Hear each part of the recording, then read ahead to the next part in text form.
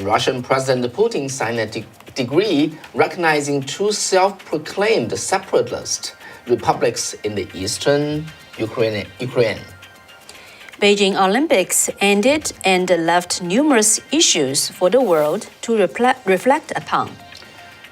Former President Trump launched its Truth Social on Apple's App Store, which quickly took the top position.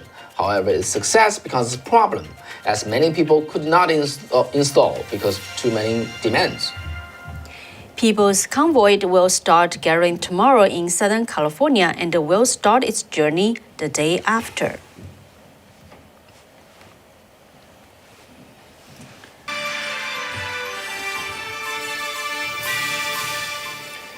Welcome to Wei and Kathy Show. I'm your host, Wei Fang.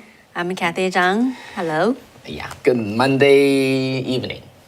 And so today we will have 4 pieces of news to bring to your attention. You just read about that. Let's jump right into the first piece of news, all right? So Russian President Vladimir Putin signed a decree recognizing two controversial separatist-held region, the Donetsk People's Republic and the Luhansk People's Republic, Monday, in a ceremony carried on the state television. So the United States Secretary of State, Anthony Blinken, has previously promised a swift and firm response from the U.S. and the allies and the partners if Russia moved to recognize Ukraine's breakaway regions as part of Russian territory, calling such a move a gross violation of international law. Mm-hmm.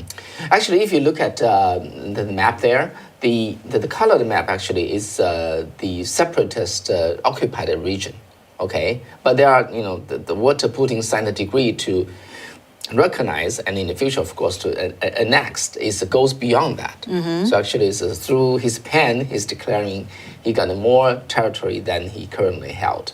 So let's look at a little bit in the background. So the war broke out in 2014 after Russian-backed rebels seized government buildings in towns and cities across the eastern Ukraine. And intense fighting left portions of the Donbas regions, eastern Luhansk and Donetsk oblasts, in the hands of the Russian-backed separatists. The Ukrainian government calls separatists forces invaders and occupiers. Russian media calls separatist forces militias and militias, and maintains that they are local defending themselves against the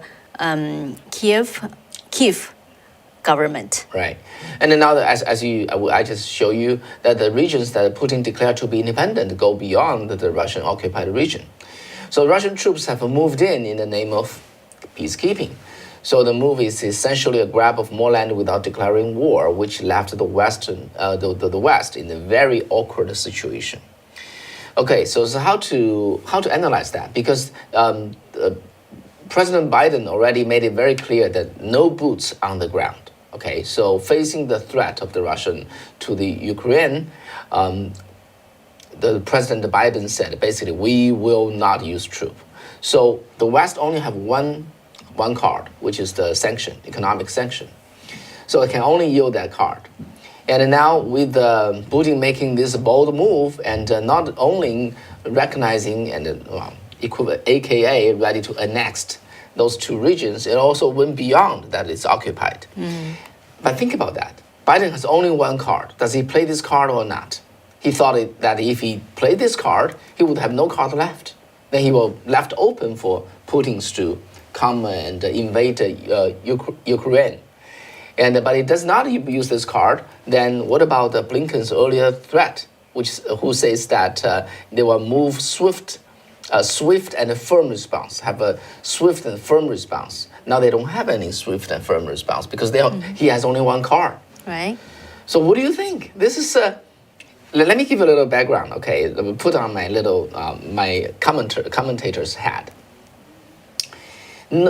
Either NATO or the U.S. plus European Union, and plus of course UK, And the economic power is 30 times, more than 30 times to 1. Okay, more than 30 times to that of Russia. So it is a gigantic, the West is gigantic versus a little Russia in terms of its economic and the political power.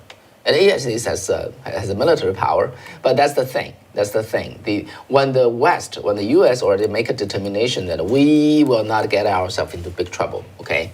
When they do not have the guts to stand against such aggression, and then they lose everything. They lose all the cards they could hold at hand.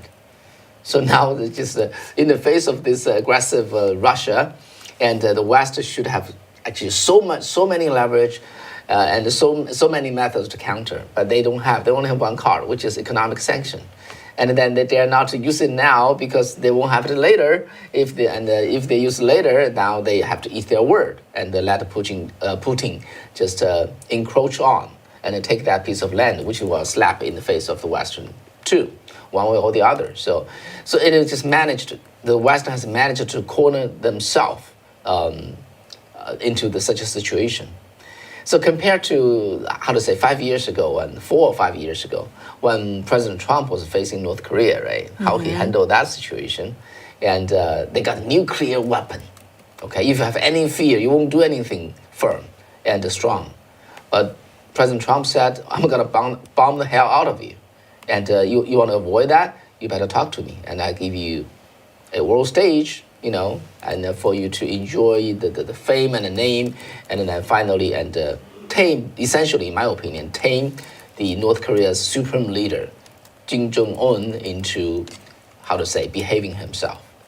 That kind of behavior versus today, you are 30 times as strong as the opponent, but you let Putin manipulate you this way or that way. Yeah, it's just, I don't know how you think. Yeah, actually, the Ukraine's President Zelensky, he actually called out on the Biden administration at the Munich security conference. Right. Yeah, just directly, he just saying, if you are so firm that the war is coming, why you hold on this the card of a sanction? If the war already broke out, and how does that sanction would help? So basically, that's his message to the United States. But it's still, but that saying still goes in vain, because Biden has determined that he only will hold one card. So use that card, he won't have any card. So he say, if I use this before they invade, then I have no card left. If they further invade, I couldn't do anything about that. No. So it's and to be honest, it's guts and principle. You have guts and you have principle, and you have principle. You're not afraid to sacrifice that you won't have to sacrifice anything. And this type of conflict is how firm you stand there. If you don't stand firm, your enemy sees that, and he will just encroach one step after another, and keep pushing you into the corner. I don't know. Who do you think? It's just it's such a strange situation, right? This is a gigantic. And I remind everyone, this is a gigantic West. Now it's bullying by a very weak little guy into the corner, and couldn't make any move. And it's the principle and the courage. That only that would work behind the diplomacy. Otherwise, it's empty diplomacy. All right, let's move on to the next piece of news. Okay, so the Beijing Winter Olympics ended on Sunday with Norway winning 16 gold medals and 37 total medals, taking undoubtedly the number one among all competing nations. China scored 9 gold medals and 15 total in the medals. And the United States got 8 gold medals and 25 medals in total. In terms of numbers of golds, China ranked number 3, only behind Norway and Germany. Of course, we all understand that 3 medals came from Yilan Gu, who is American and competes for CCP while breaking China's nationality law. So we already know we can get to the bottom of this, okay? And Yilan Gu was and is an American citizen. All right. So the CCP recruited her to join China's team. By the Olympic charters, you have to be a China's national in order to represent in China. Okay, so she applied, and the Chinese government very gladly awarded her the citizenship of China. And you think everything's just rosy and no issue, but no, there's a law. There's a piece of law called the nationality law in China, which disallow anyone who attain China's nationality to have another foreign country's nationality. So basically, by China's law, Yilan Gu has to give up its U.S. citizenship. By China law, she does not. People keep asking her. She's being evasive. The truth is very simple. Everybody read that she did not give up her U.S. citizenship. Very smart of her. Okay, if she gives that up, which means she will be a citizen or basically under the rule of the Chinese government. Yeah, but I think on the other hand, she's also violating the regulation by the Olympics. Because according to the Olympics charters, any competitor in the Olympic Games must be a national of the country of the NOC which is entering such competitor. Well, which China let her to be, they let her have that. You are the China national, okay, and well, it's a residence. It's not a. No, they gave her but basically, this is what I read, okay? Basically, the people went to ask IOC. They said she submitted a Chinese passport. So that's why they let her, certify her as a representative of the CCP, China's team. But then Chinese government tell the public, no, she only got a citizen, permanent residence. Yeah. That's actually, Kathy, that's a lie. That's a lie, okay? Okay. Because they cannot accept the fact. Publicly they cannot tell the Chinese people you can break the Chinese nationality law. Right. So they just cheated and to tell the public saying that she only got the permanent residence.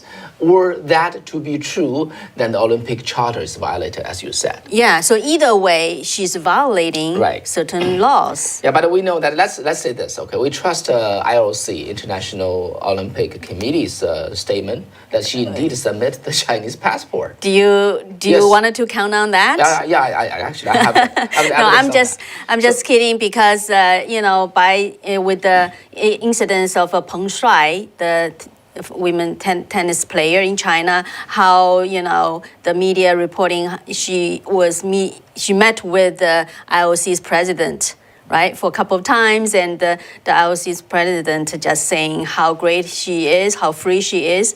Do you still trust the words from IOC? That's what I mean. Apparently, Kathy does not, and understandably, so there's lies this type or that type. Okay, and there has to be lie there. Otherwise, this Yilan Gu cannot represent China. Anyway, so that's one issue, okay? And however, with that, nobody seems to hang on to that. And Beijing seems to have its best time at the Winter Olympics so far, and cannot wait to declare its Olympics as a success, all right? However, there are a lot of things that won't make the Beijing Olympics as glamorous as the CCP claimed it to be. The first thing is that today's statement from the Foreign Correspondents Club of China, FCCC. And the statement said it was dismayed at the way that accredited foreign media was treated by security officials during the Games. And the statement calls the way that the Chinese government interacted with the press contrary to the Olympic spirit. So the club continues saying that the government interference occurred regularly during the Games.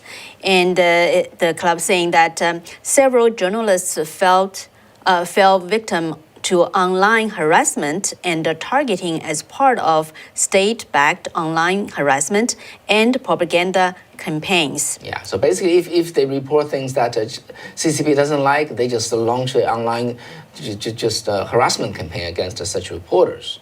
And the statement further said after an Olympic ski event, a foreign reporter was prevented by Beijing Olympic officials from interviewing a Hong Kong athlete in the Games mixed zone. a space supposedly governed by the International Olympic rules. And it says more visibly, a reporter with the Dutch national broadcaster NOS was hauled from camera during a live TV broadcast by plainclothes security men. We showed you that, when it first appeared. And despite the fact that he has been standing in a spot police directed him to only minutes earlier. The FCCC urged the Chinese authorities to uphold their own stated rules on accredited foreign press in China, okay? Namely, to allow journalists to book and conduct their own interviews without threat of the state interference and to report freely in public areas.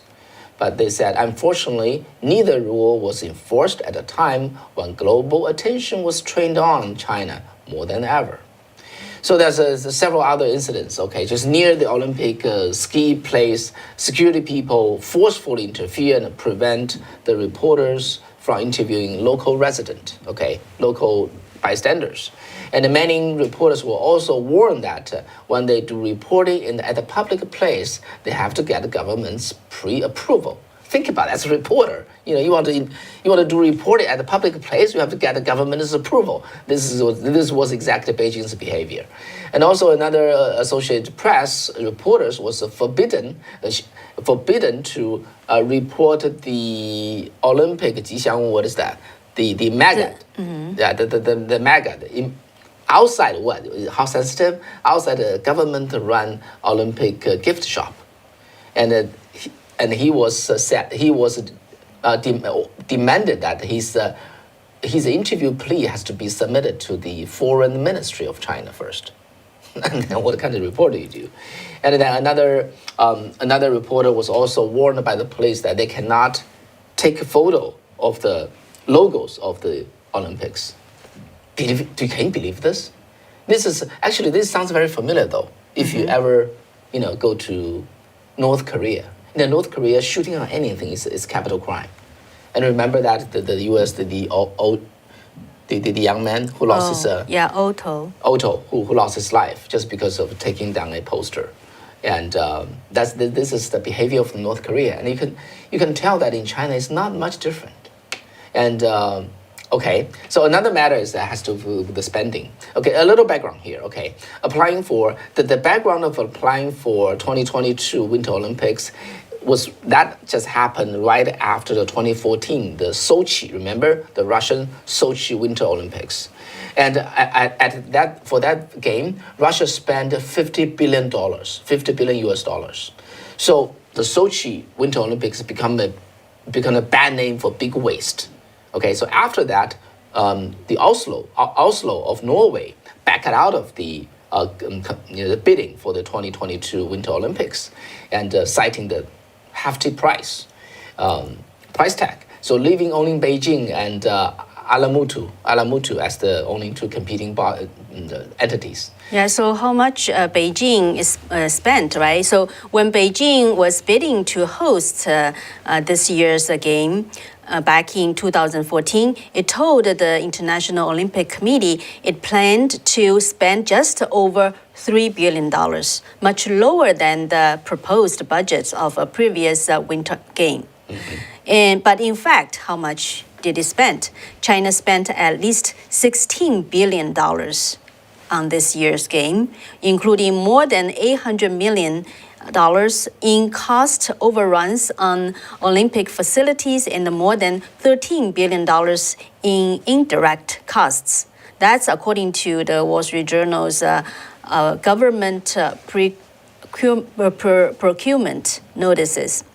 And also the construction records and the other public statements from the Chinese ministries in charge of finance, housing, and development, as well as governments in Beijing and the surrounding areas.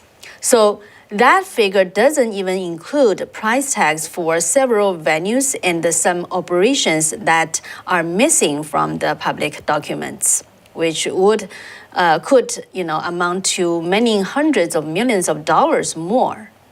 So most of the indirect spending went to projects such as new transportation infrastructure and upgraded hospitals that may or may not have been built without the Olympics. Yeah. And so altogether, it's, and also it does not include about 20,000, the cost for the fee for the 20,000 so-called volunteers, and also the salary of the certain portion of the Beijing Olympic Committee. And also remember that in the grand opening and grand closing ceremony, they have this so-called elite director Zhang Yimou and his team, and there's no salary there. The record is all gone. Does not exist. However, historically, every host country of the Winter Olympics, they always factor in the indirect cost into its budget. The Beijing is the only one that does not do that. Further, Beijing also declared before the Olympics that they're going to use the public and the private joint venture, okay? And the 65 of the capital will come from the private entities. However, the Wall Street Journal discovered that, among the 8 companies that work with the government to build the Winter Olympics facility, except 7, they are all government-owned enterprises. Yeah, basically in China, there is not like strict private enterprise whatsoever, actually. So basically just lie and lie and lie. And now Beijing still insists and told the IOC that they run a very frugal Winter Olympics and surpass the standard that they gave before.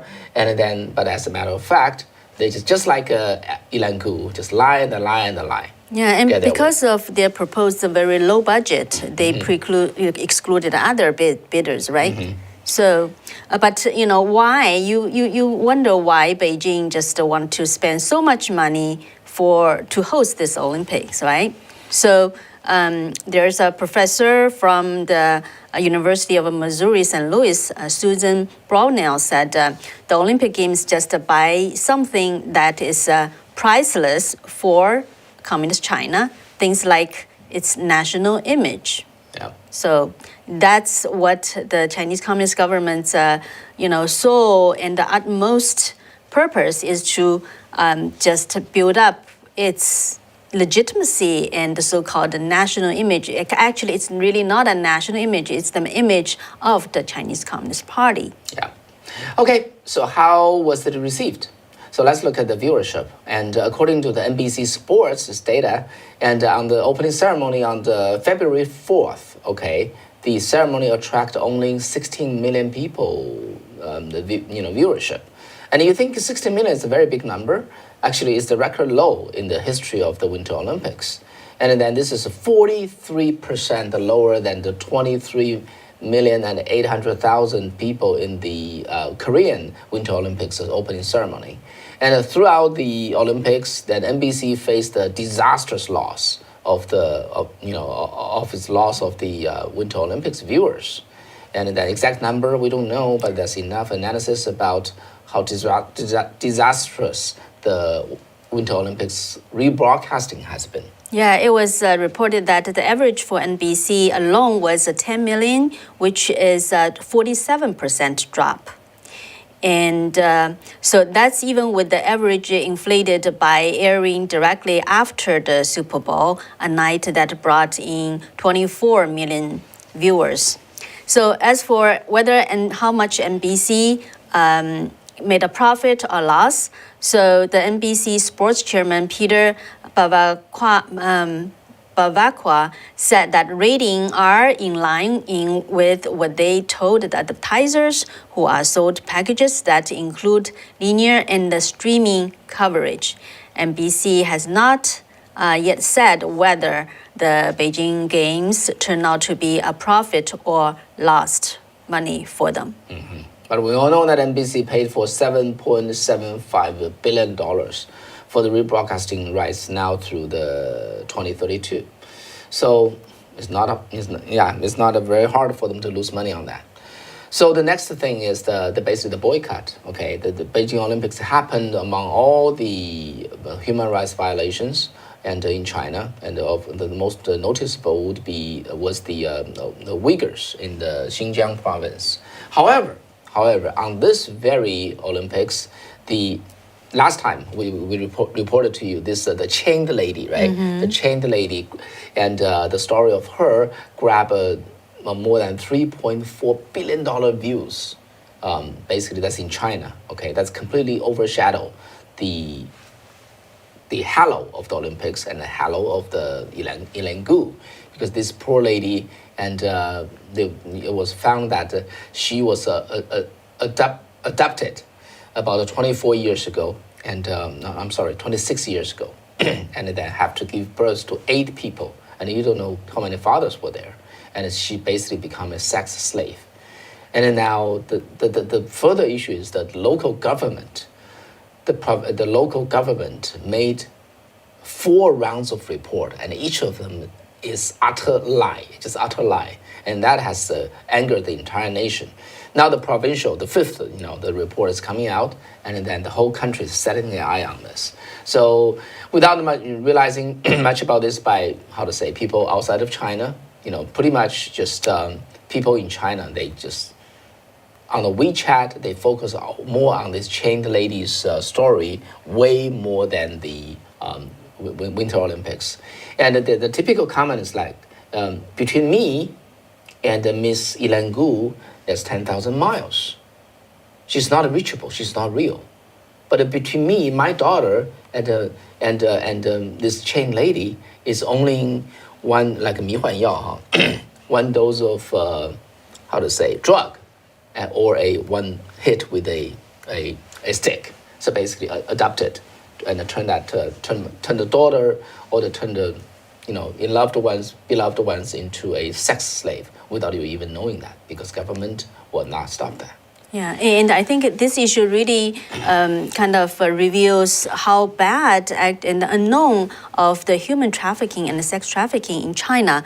And people just said, for the mainstream media, who care so much about women's rights and human trafficking, they should be all over on it. This is, although in Xinjiang province, the genocide is really, something people definitely have to condemn. But how about this?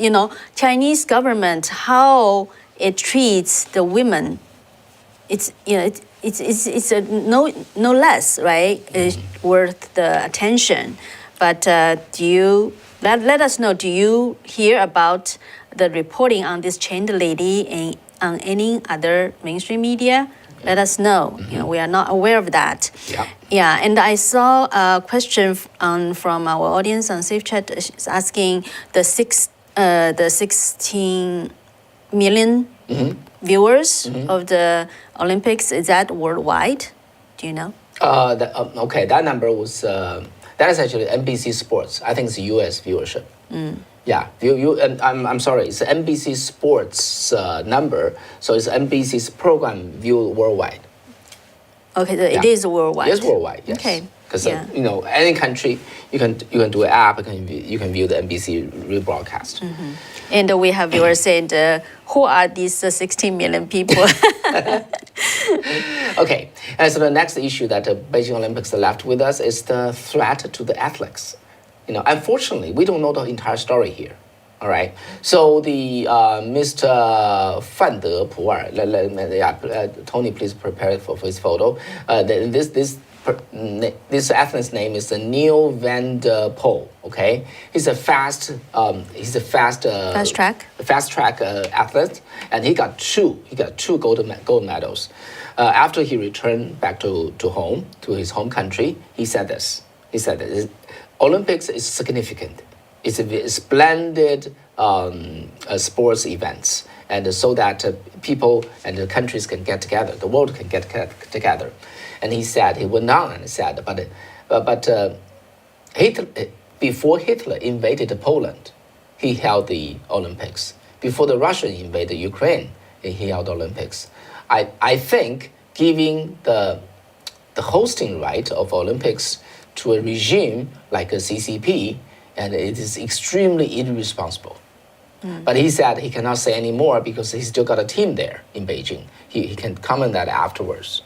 And then another German athlete, her name is Natalie Gissenberger, okay?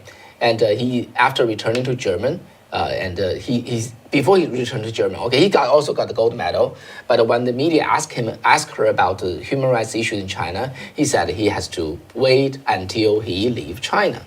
All right. So after he left China, the most recent interview he has with the TV station, he said because his family gave so much to for her sports, so she finally still decided to go to China, attend the contest, but she said I will return home right after I finish the competition, and from now on I will never go back to China again.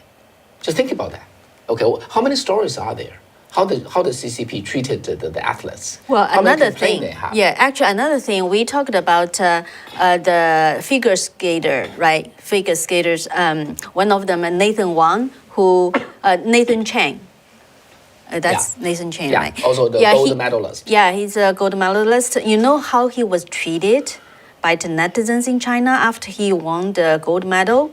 He was just harassed on the social media in China, calling him just get out of China. That's and a lot of those netizens just said that. And so it's really sad how he was treated, and comparing to Elaine Gu. Yeah. And what are the two crimes that Nathan Chen made? Okay, let me tell you. First, in 3 years ago, at the last Olympic competition, and the music that he chose is called The Last Dancer of Mao. Last Dancer of Mao is a movie. It's a movie. Also, it's the name of a movie, and also a name of the music about the ballet dancer, young ballet dancer, grew up in China during Mao's time, and then he went to the U.S. and then joined the Houston Ballet Group, and then finally defected. Okay, so that's the music that he chose. That's the first crime he committed. And the second one is when reporter was asking about the human rights issues in China, he said. He condemned that. He said. He said he agreed with one of his teammates who previously had an interview with the media saying that the human rights record in China needs to be condemned, and then Nathan Chang just agreed on that. Yeah, that's the crime. That's the capital crime in the eyes of those we call the 愤青, the CCP instigated fans, or just or the 50 cents police, troops. Internet police. Yeah. So that's the experience he went to. So that's kind of the that's the environment that athletes live in. So we have to wait until they left China. All right, they only finished the closing ceremony yesterday, and they left China. And what do they have to say? Yeah, and I think people's the only hope, those type of harassment, intimidation to athletes like Nathan Chang and the others that we just shared with you, they won't be intimidated and would persist on their principles. And the other thing is, I think a lot of, I read, from our like the Telegram, some social media in the Chinese groups, some people just feel sad that the authoritarian, type of regime like China, communist China, is somehow having an influence on some of the Western countries. And that should not happen. That's a lot of Chinese people actually feel that way. Okay. All right. So leave your comment about what do you think about it? Yeah, I saw some of our audience replied. Never. It's the first time for Debbie. Heard of this Chen lady. So Debbie, if you would like to know more about this Chen lady story, we had a coverage in our last show last Friday. You can go back and watch it. So it's really worth understand about it. And Kitty Hawk said no, never have not seen it on any other reports from the mainstream media. Yeah. Yeah, and that's what has been happening in China, and then of course all the glamour part is the only thing that the Chinese people can see, and the only thing that the Chinese propaganda Evaporates unleashed. But here we give you the other side of story. All right, so I think the world will really, really remember this Olympics as a shame, okay, as a shame. And as time goes by, we'll understand, we'll find out more from this hallowed event. Yeah, the long-lasting effect, I think, on the whole world by this Olympic Games. As some people just said, it's a genocide game. It will have a long-lasting effect. Yeah. Okay, next piece of news. Let's move on to Donald Trump's media group's new release today. Actually, at the midnight of Sunday, they launched the Truth Social iOS app. All right, and upon launching, and the Truth Social quickly become the number one, take the number one spot for free downloads in the Apple's App Store. However, because of the sheer traffic, many people cannot get into the app. So actually, I tried it myself. I downloaded the app, I installed it. It was installed fine, and then I was prompted to enter my email and the date of birth, and before waiting for a verification email. So that did not come. Oh, yeah. One of our colleagues, she actually showed me.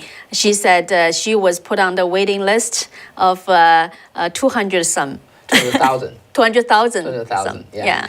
So basically, my background is software, and with this type of software, the most challenging part is always the scalability. Okay. Of course, the security is another very, very major issue.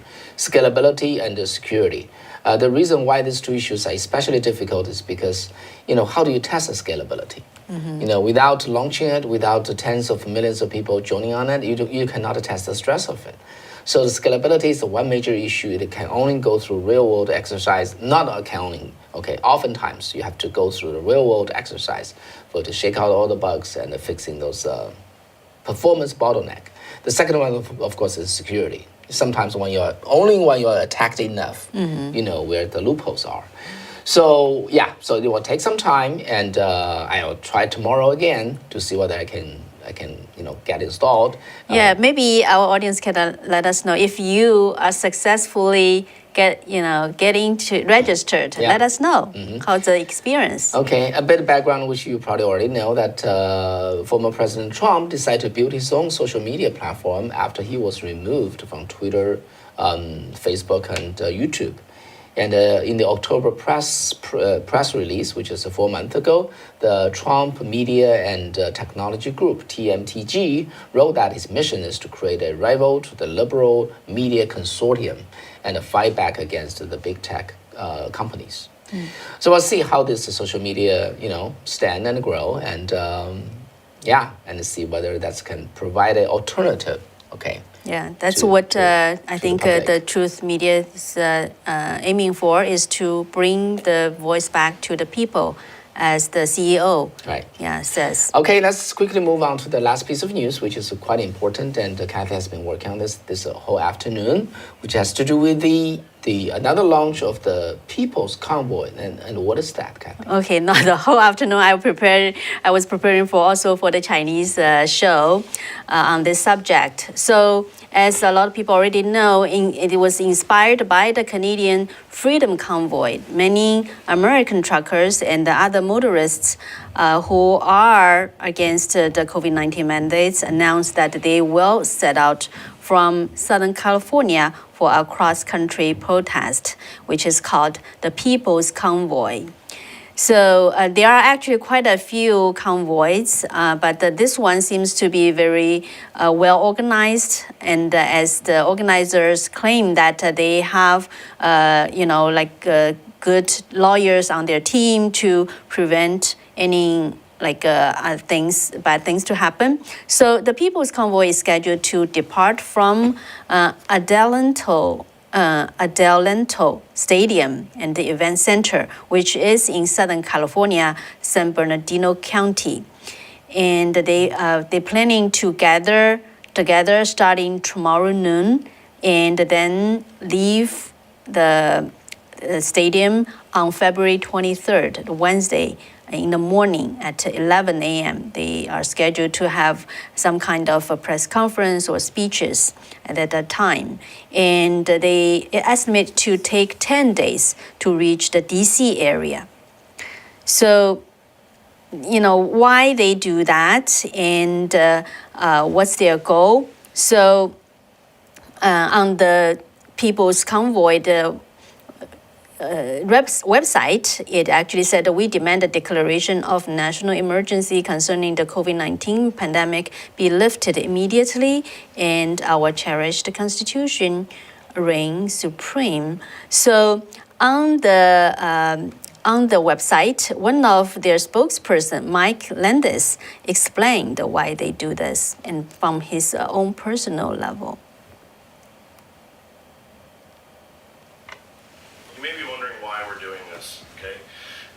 For me personally, it's about our freedoms as Americans.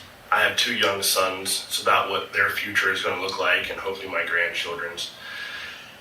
We live in a country that is founded on morals and freedoms. That's the whole reason we came here to America. And everybody that's here is an immigrant in a way, correct? So this isn't just about us as truck drivers or a certain group of people or anything. It's about Americans, as I said, and an American is anyone that is here and loves the Constitution of the United States, has come here, has become an American citizen. It doesn't matter if you came from India, Cuba, Germany, Russia, Poland, China, Japan, Korea, wherever, right? It doesn't matter what you look like, what your skin color is, what your native language is. If you're here and you hold American citizenship, you're an American. We just want to get that clear right now. This is for the people, hence the name, the People's Convoy. And what that means is, like I said, it's not just for us. This is for our country, our futures. The fact that we have a government that tries to push us around, not follow the Constitution, which our founding fathers of this country wanted to be followed, right?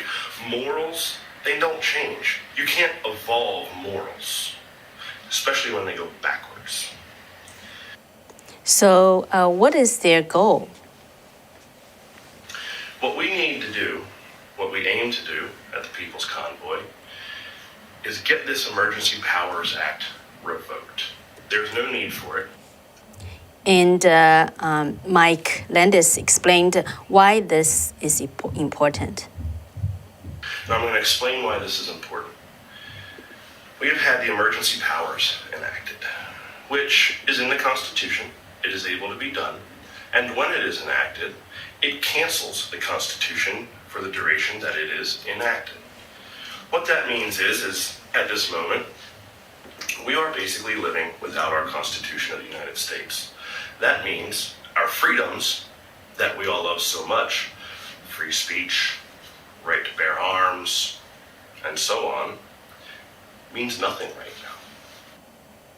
So Mike Landis just explained, right now, when the Emergency Power Act was enacted, because at that time, nobody really understood the virus, so out of fear and also just of concerning of people's life, it was enacted. But then he believes that right now it's not needed. So, and he believes that people should have the freedom to decide what to do to themselves. That's the whole point of this. It's about freedom. Your freedom to choose what you feel is best for your life within the morals and the guidelines of our Constitution. We want this government to bring back the Constitution by ending the Emergency Powers Act. And then those that were a part of this whole scheme to be held accountable per the way of the Constitution for their actions and the people that died as a result of it. We the people want our country back, the one that we love, Old Glory, the America, the beautiful, and the brave. Because that's who we are and what we want to continue to be. We do not want to be under a dictatorship, communism-style regime. Right.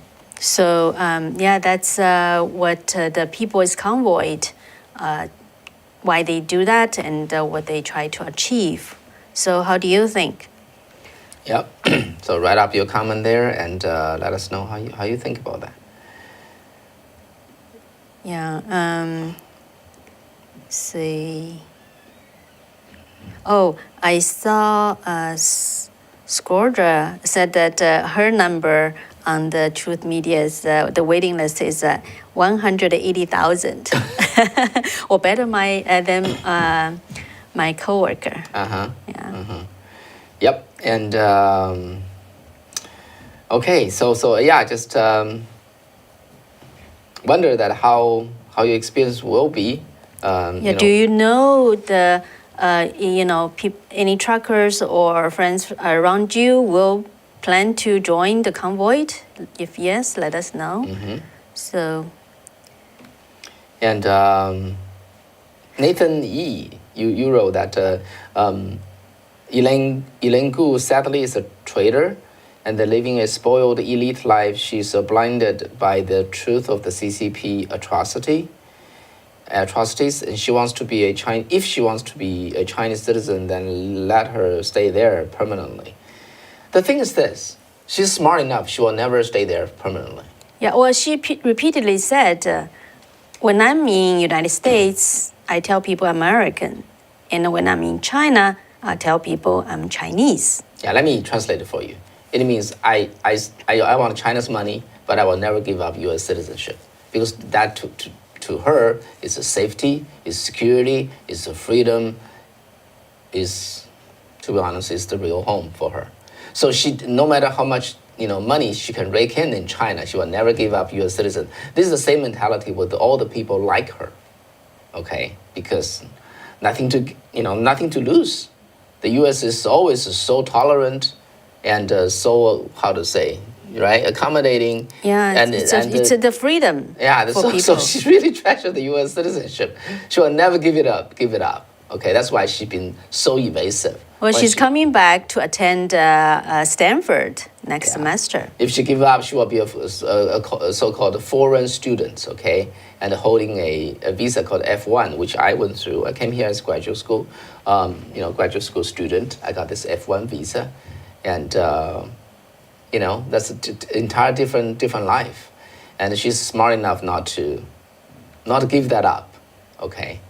So that's the thing. That's the thing. Our country is too great, and even, how to say, yeah, we attract people like disloyal people like her, because the country simply is too great.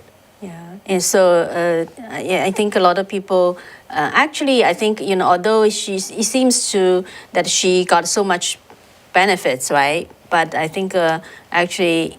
We don't know how she feel at night when she went to go to sleep, right? So Curtis said a good campfire channel.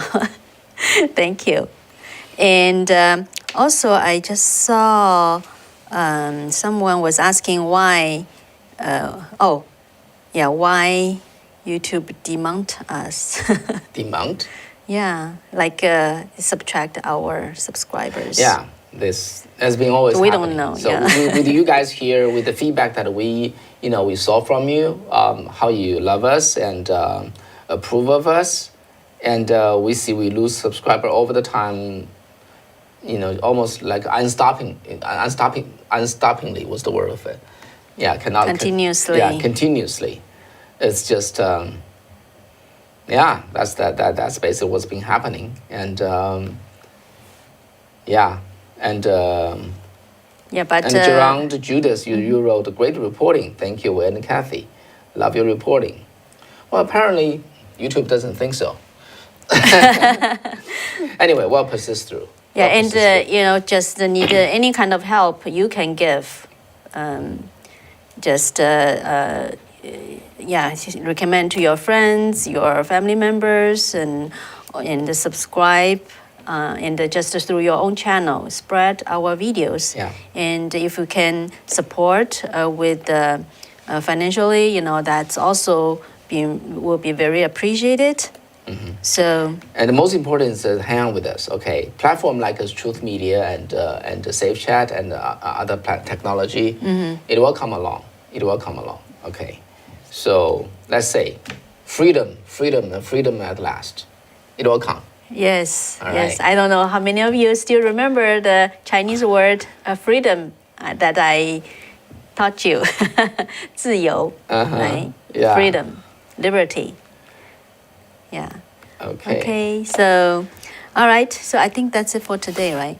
Yeah, that's You want to see any other? Oh, joke.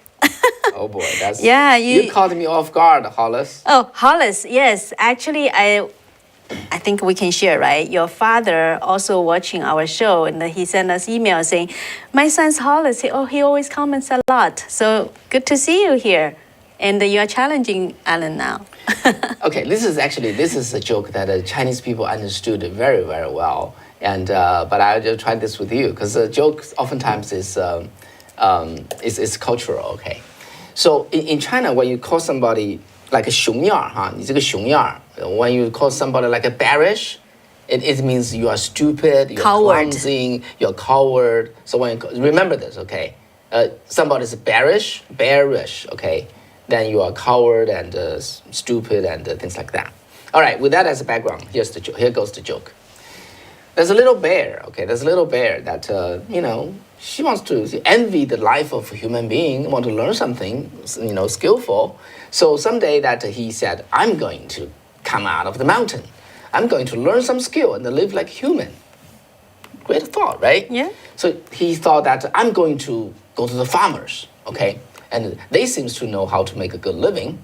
So he went out of the mountain and go to a farmer's place and try to learn how to cultivate and how to plant the land and things like that. Mm-hmm. But he was so stupid, okay? He couldn't figure this out. It's a human thing, all right? So the farmer finally feel bad about this clumsy little disciple, okay? And apprentice, okay? And then have to send him away. So before he sent him away, he gave him a 镰刀, what's 镰刀? Sickle, right? Sickle, right? Use sickle to carve weeds, and gave him a gift, which is a sickle. Okay. All right. So the bear is a little disappointed and holding the sickle and decide to visit the worker. The worker in Chinese, the worker means the worker who Iron Man and smith, some kind of a blacksmith, and then he visited the worker's place. The worker tried to teach him how to make, how to do some iron, molding thing and so on and so forth. And the little bear was too stupid, couldn't figure it out. Okay, the worker has to send him away, and then he feel bad about it. So before he left, and gave him a hammer as a gift.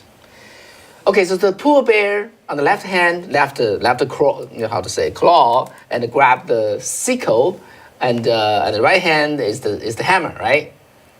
So he was just walking back into the mountain, and suddenly there's a hunter.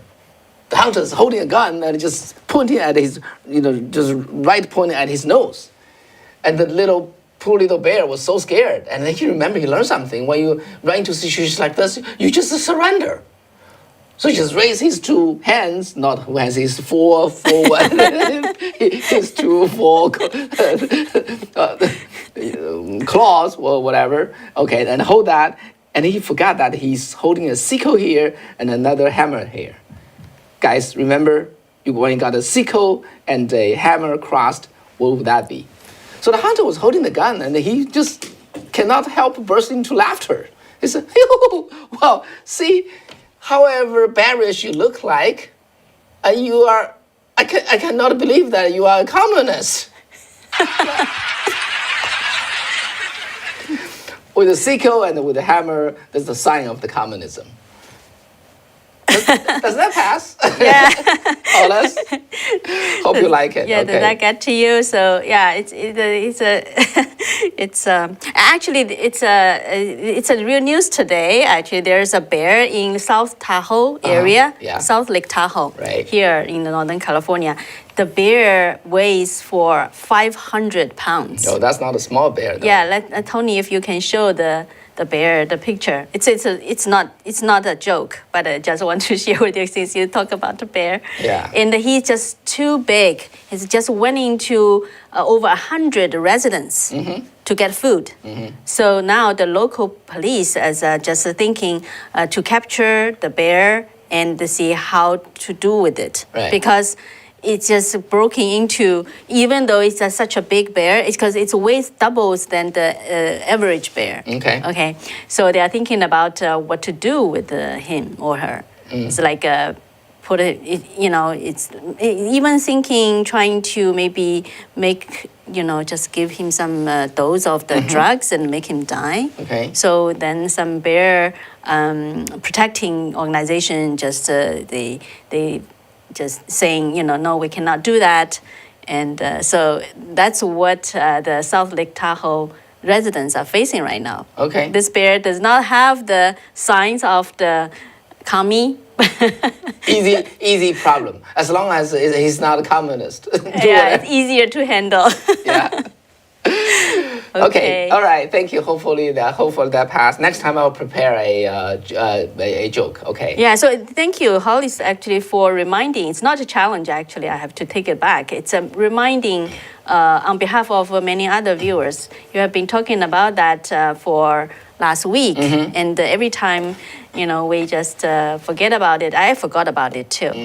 Okay. All right. So today is this week it would be the CPAC day. So we'll be bringing you a lot of great content, and just stay with us. Thank you very much. Have a All good right. night. Good night. And, Take care. Until next time. Bye-bye. Bye bye.